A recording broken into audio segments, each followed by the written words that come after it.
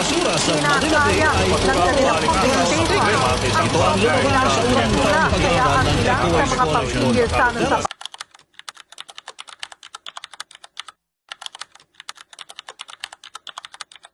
Here, where the forest breathes and rivers speak, silence also grows. Not the silence of peace, but the silence of fear. Fear of being different, fear of being true. Suppression doesn't always look like violence. It's quiet, it's in the jokes, the stares, that you should change. It's choosing to hide your language, your clothes, your culture to survive. They call it progress. But sometimes, progress means erasing the past. Young people learn to reject their roots, but not because they want to, but because they feel they must. What happens when you stop being who you are? You begin to disappear from your culture, your history, your future. Shame grows where pride should live. But silence is not the end. Every tradition practice is resistance. Every word is spoken in your native tongue is a return to self. Culture doesn't die, it waits to be reclaimed. Your identity is not a mistake. To be who you are is an act of courage. Scars that say, don't speak like that, don't act like that, don't be like that. We carry those scars inside and call it adaptation.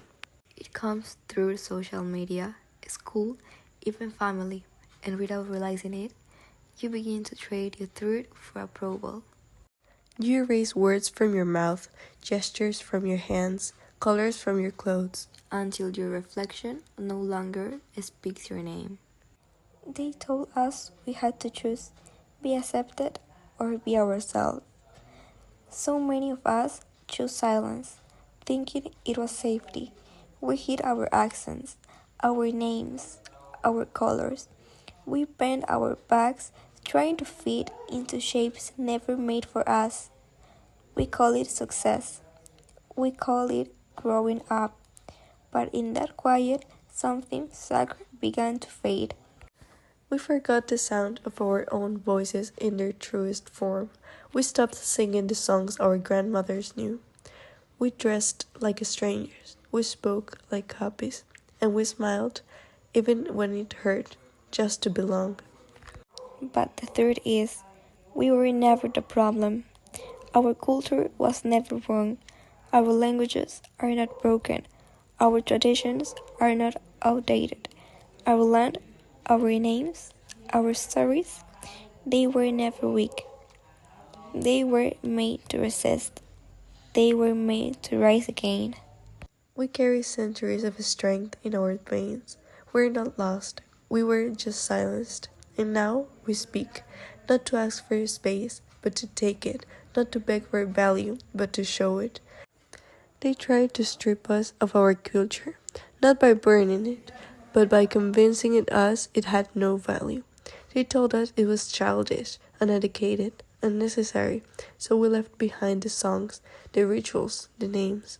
We dressed like them, we spoke like them, thought like them, and still they said, not enough. Because it was never about who we were. It was about who they wanted us to stop being. But no one can take what we choose to reclaim. Every word we speak in our own tongue is a declaration, I exist. Every tradition we revere says, I belong. This is not their story anymore. This is ours. This is not the end of our story. It's the moment we remember who we've always been. Not less, not forgotten, just waiting for the courage to be whole again.